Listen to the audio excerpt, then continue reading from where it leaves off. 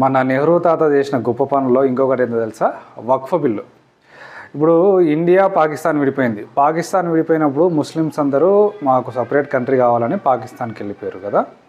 So ఇండియాలో ఉన్న Muslims పాకిస్తాన్కి వెళ్ళిపోయినప్పుడు ఆ ముస్లిమ్స్ యొక్క ప్రాపర్టీస్ ఎక్కడికి పోకూడదు, అవి మళ్ళీ ముస్లింలకే చెందాలని వక్ఫ్ బోర్డుని ఏర్పాటు చేసి మన నెహ్రూ తాత వక్ఫ్ బోర్డుకు ఇప్పించేసిండు. సరే, మరి అదే టైంలో పాకిస్తాన్లో ఉన్న హిందువులు ఇండియాకి వచ్చారు కదా కొంతమంది. మరి వారి ఆస్తులు, వాళ్ళ ఆస్తులు మళ్ళీ పాకిస్తాన్కే చెందుతాయి. అంటే ఇండియాలో ఉన్న ముస్లింలు పాకిస్తాన్కి పోతే వాళ్ళ భూములు అన్నీ కూడా మళ్ళీ ముస్లింలకే చెందుతాయి. పాకిస్తాన్లో ఉన్న హిందువులు మళ్ళీ ఇండియాకి వచ్చిన వాళ్ళ భూములు కూడా ముస్లింలకే పోతాయి. చూసిరా లాజిక్?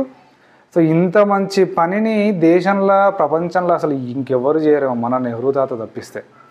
ఇంకోటి ఏంటంటే అన్ని అధికారాలు ఇచ్చేసిండు వక్ఫ్కు. వక్ఫ్ను కంట్రోల్ చేసేది ఎవరు ఉండదు. వక్ఫ్కు వక్ఫే. వక్ఫ్లో ఎవరైతే సభ్యులు ఉంటారో వాళ్ళు ఈ ల్యాండ్ నాదంటే అంతే. వాళ్ళని సుప్రీంకోర్టు కంట్రోల్ చేయలేదు, ఏ కోర్టు కంట్రోల్ చేయలేదు.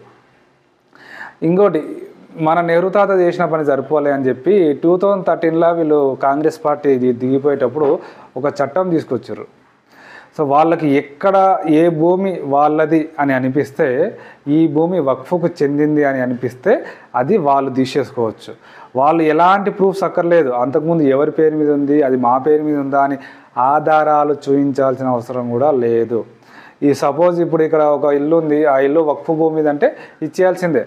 వాళ్ళు మరి దానికి సంబంధించిన డీటెయిల్స్ కానీ దానికి సంబంధించిన లింక్ డాక్యుమెంట్స్ చూపించమనే అధికారము ఏ కోర్టులో కూడా లేదు, సుప్రీంకోర్టు కూడా లేదు. అంత యునానమస్ అంటారు, అన్ని అధికారాలు ఇచ్చింది మన కాంగ్రెస్ గవర్నమెంట్, మన నెహ్రూ తాత.